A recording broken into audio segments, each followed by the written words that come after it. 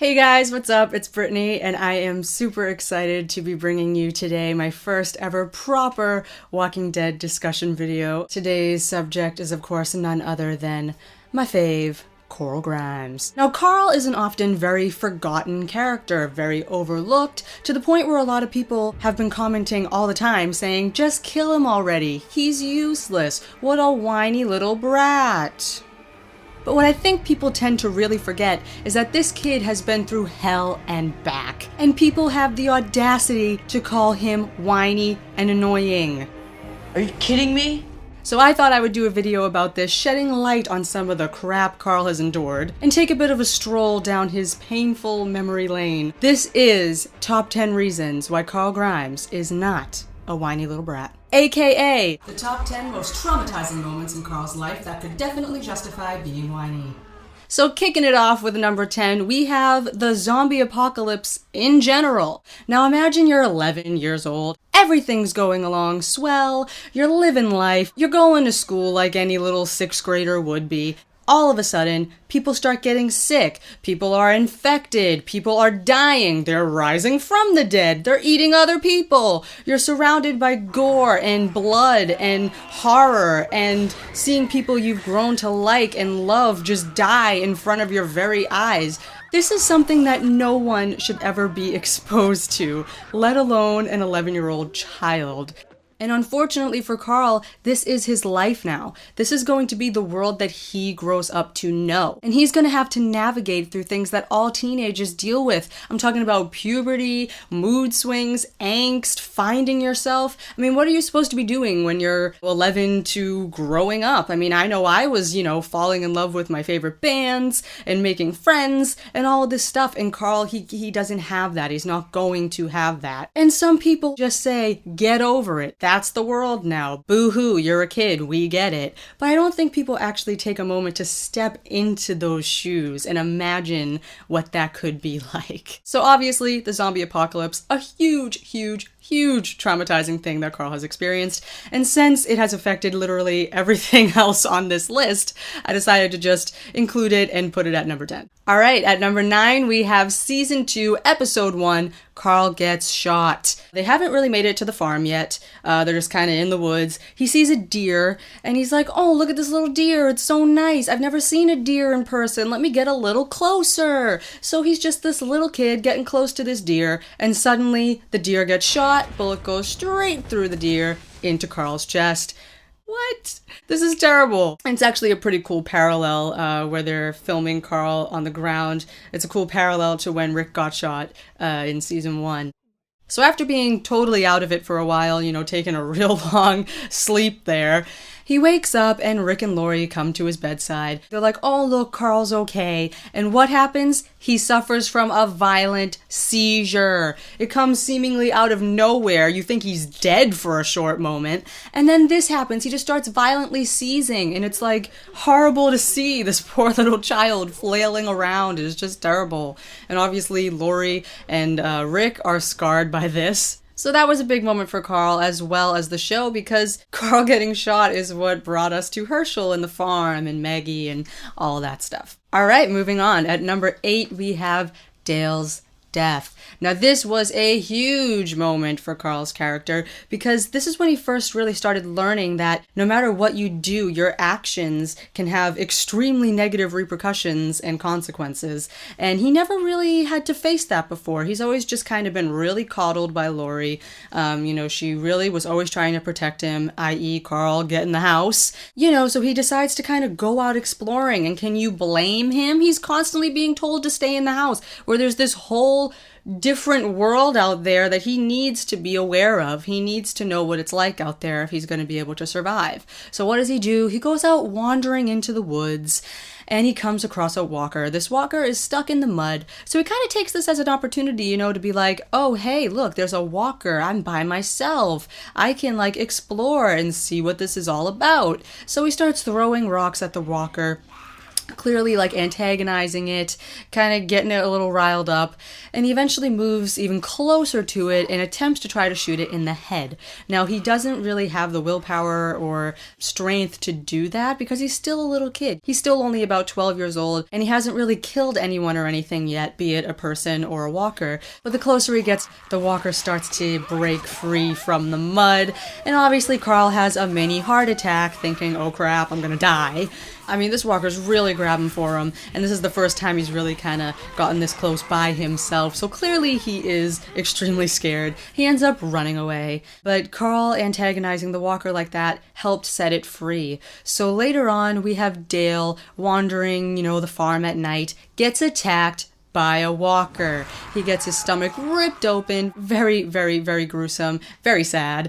Everyone comes running, including Carl. Carl walks over to the walker, gets a good look at it, and recognizes it as the walker that he stupidly helped set free earlier that day. You can clearly see it on his face. He is realizing how stupid he was earlier, and he's just really, really, really affected by it because now he feels responsible for Dale's death. Now, this is so much guilt to carry. When you're a small child, you should not have to feel guilty about killing an innocent old man. So Carl kind of confides in Shane, and he kind of tells him everything that happened. He saw the walker and blah, blah, blah, blah, blah. And he is clearly feeling a lot of remorse for what he did. Dale, it's my fault that he died.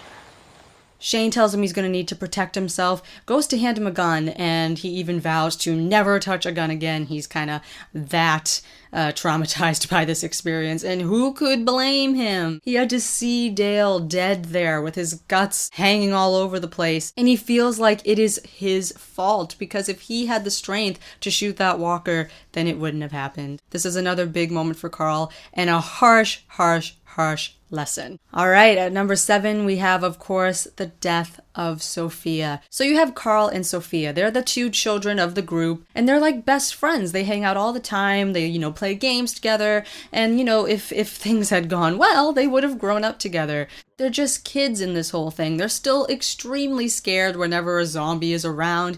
They're constantly crying. Like, they're really, really, really not used to the world yet, obviously. They're on the road, and a horde of walkers starts to come by. Sophia ends up getting chased by one, so she runs into the woods, and she ends up going missing. This alone is hard for Carl to deal with because he's like, oh my god, my best friend, another kid, is lost out there. What? We go on to spend at least a couple episodes searching for Sophia. So we're all kind of hoping that we'll eventually find her, but we all kind of know the outcome is probably not going to be very positive. Cut to the barn. They end up letting all the walkers that Herschel was keeping in his barn out. They shoot them all down, and then there's one remaining walker to come out, and it is Sophia. Shocking, shocking moment. Just really, really, really emotionally devastating, and you can see how much it's affecting Carl. I mean, I can't even imagine what's going through his mind at that moment because it's like, this is his friend. This is another child. He's probably seeing himself in Sophia at this moment. This is the first time we've seen a child walker, and it's like, oh my god, this can actually happen to kids. This could happen to me. And on top of that, he has to watch his own father shoot her down. So yeah, clearly a big moment, and it's my number 7 spot. Number 6, we have Carl thinking Rick has turned, and really his whole kind of little story he has going on in season 4, episode 9, After. This is a big, big, big episode for Carl. Aside from the Michonne storyline, it is really his episode. He's super, super angsty. We kind of get to see his, teen colors showing here. But you can't really blame him. This is after the fall of the prison, so he kind of has a lot to be angsty about. So Rick had just been really, really, really brutally beat up by the governor, so he's still kind of suffering from those injuries. Rick kind of passes out on the couch and kind of goes into like a coma there for a while. So Carl just assumes he's taken a really long nap and decides to go out and wander around. Honestly, I do have to say, sometimes it's best if he would just stay in the house. But he's out there, he's exploring, he's like about 14 years old now. He ends up luring these two walkers away from the house that they're staying at. I don't really know what he was thinking he was gonna do with them, but suddenly another walker appears and he's clearly very scared. And he ends up getting kind of attacked, but he shoots them all down. He almost treated it as a game. Once he shoots them all down, he kind of stands up and just says, I win. So then he goes exploring again. He ends up in this other house where he finds the iconic tin of pudding. But before that happens, he's wandering the house and comes across another walker. He tries really hard to fight this thing off, but he ends up not being able to and narrowly escapes death for like the billionth time.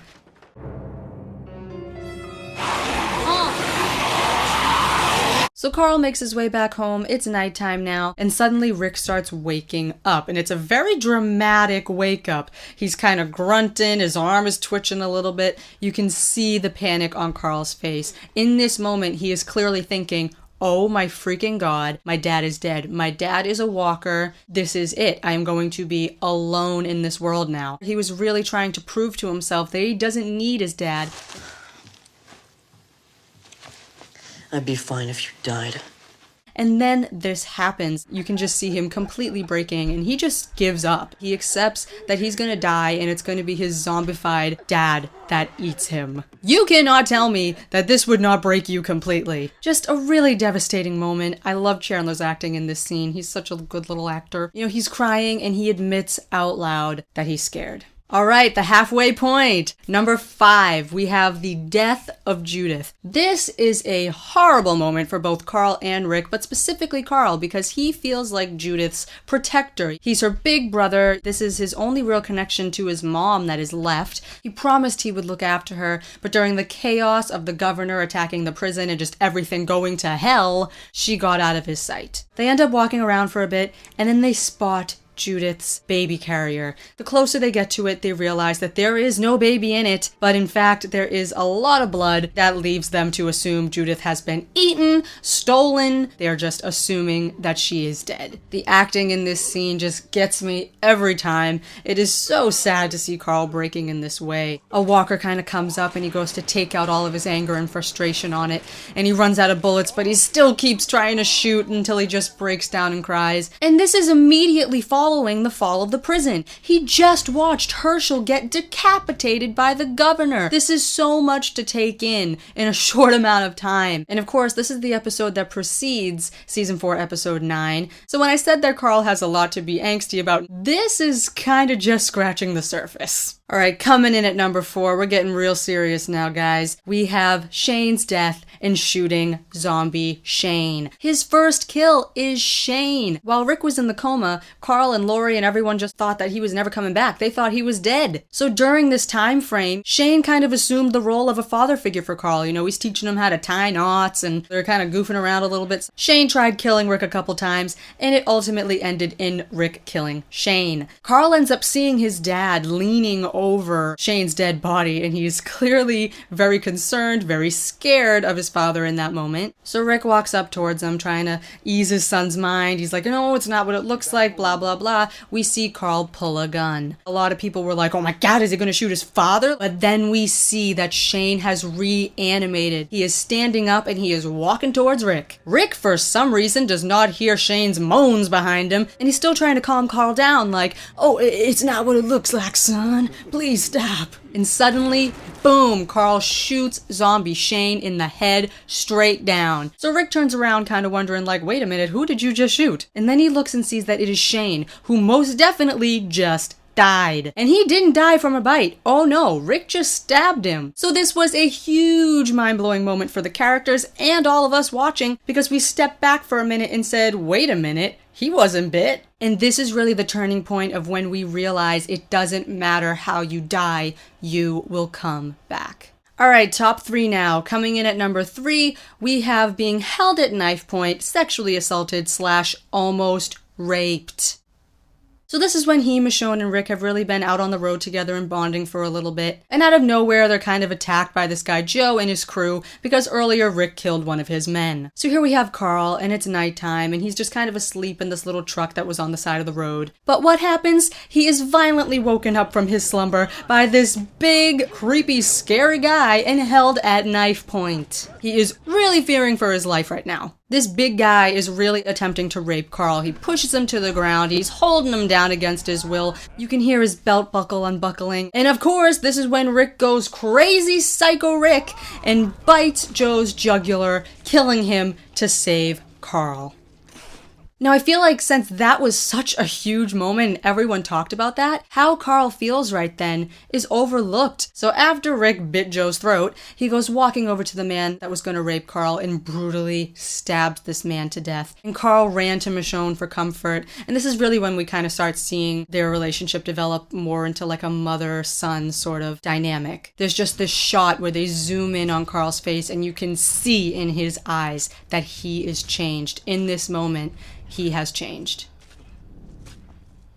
And immediately following this traumatic event, he kind of distances himself from Rick because he's a little scared of him, but he's also scared of himself as well. And this is when he admits to Michonne that he feels like he's just another monster too.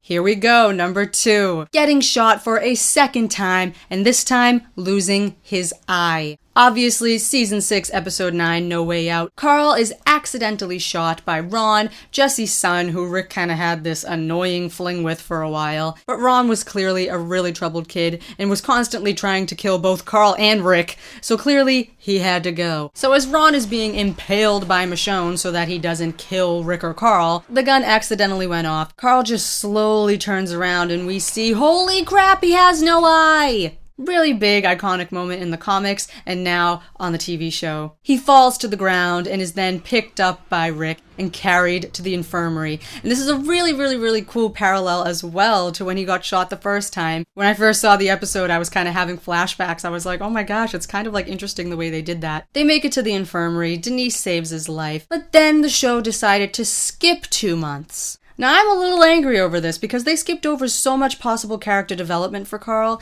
and it's kind of not fair. They didn't mention it at all, but in the comics, Carl suffers from amnesia a little bit, kind of goes through a little self-loathing period because he hates the way he looks, all of this stuff, and they just completely cut it out. I feel like Carl really could have used some of that screen time and some of that development. But since that did happen in the comics, I'm assuming that that is what happened off-screen, so clearly, huge moment for Carl.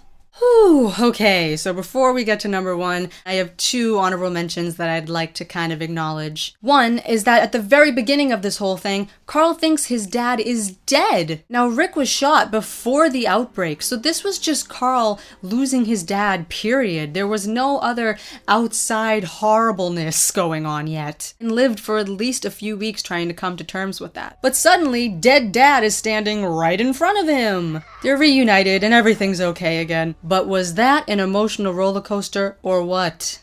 And the other honorable mention, of course, is from the Season 6 finale. He had to witness someone get Lucille'd. He had to witness a member of their group get brutally bludgeoned in the head. Now, this definitely kind of deserves to be on the actual list, but since we don't know who it is yet, I just decided to not really include it quite yet. But obviously, it's going to affect Carl greatly, and I really hope that the show follows Carl's arc from the comics after this moment. This is another big opportunity for Carl to have a lot more character development and a really interesting storyline with Negan, and I really hope that the show does not mess this up. But that is literally a whole other video, so I'm not going to get into that right now. Alright, we made it to number 1. What else did you expect other than the death of Lori? How anyone could bounce back from this is beyond me, let alone a 13-year-old boy in the middle of a freaking zombie apocalypse. It makes me cry every single time I watch that scene. Lori is saying this big long goodbye to Carl, telling him how much she loves him and that he's so brave and that he's gonna be strong and beat this world. Genuinely on her deathbed right now, saying goodbye. It's also this kind of strange, conflicting moment for Carl's emotions because he's seeing his mother die, but he's seeing his little sister be born. And at this moment, the only way to get the baby out is to cut her straight open while she's still alive. So right then and there, Lori dies from the pain and loss of blood, and it is just terrible to watch. Once the baby is born, him and Maggie are kind of about to leave, and then he's like, wait a minute, we can't leave her. She'll turn. And Carl takes it upon himself to shoot his dead mother in the head so that she doesn't come back as a walker. This was the turning point for Carl as a character. Hands down. The scene would have been completely emotional as it was, but they decided to include a flashback to the speech Rick gave Carl at the barn in Season 2.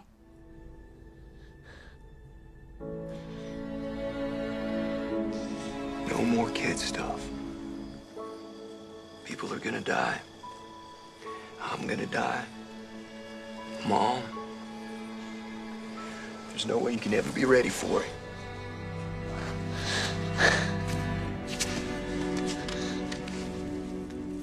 You can clearly tell that Carl is remembering his dad's words in this moment. The horrific thing that Rick warned him about and told him about is here. His mother died. Then they cut to Maggie and it's quiet for a few seconds until you hear the gunshot.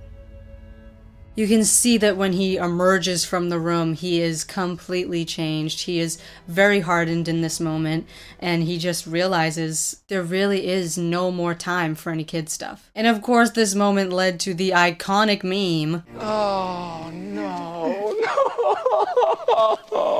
Which out of context is hilarious, but in context is still extremely sad. There's even a deleted scene from season 3, shortly after Laurie died, where he starts questioning heaven. And he confesses to Beth that he feels like he's cried so much and has felt so much emotion that he can't feel anything anymore. Oh, cue Numb by Linkin Park.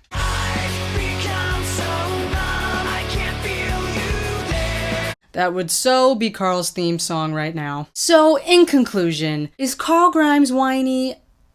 Hey, asshole! Hey, shitface! Hey, Watch your mouth! He has his moments, but is it 100% justified? Abso-freaking-lutely. Clearly, Chandler Riggs is doing a great job at portraying Carl as he grows and matures, because it is really difficult for me to look at season 1 Carl and season 6 Carl and comprehend that it is the same person. He has grown so much. It's really incredible. Oh, but yeah, that's it for me, guys. I hope you enjoyed this video. Obviously, Carl is my favorite character. I feel like I have a lot of things to say about him and a lot of thoughts, especially about what kind of sides of Carl we're going to be seeing in season 7. So if you have any questions you want to ask me about any of that, feel free to leave them below, as well as any general comments, questions, or suggestions for future videos. Subscribe, stay tuned for more Walking Dead content leading up to the premiere of season 7. And I will see you guys in the next video. Peace. Oh, jeez! I am not liking Carl being here. No! On me. Oh, God. Holy, I swear on my life, if they touch Carl. Carl. Ah! Something's gonna happen. Like the wood setting on fire.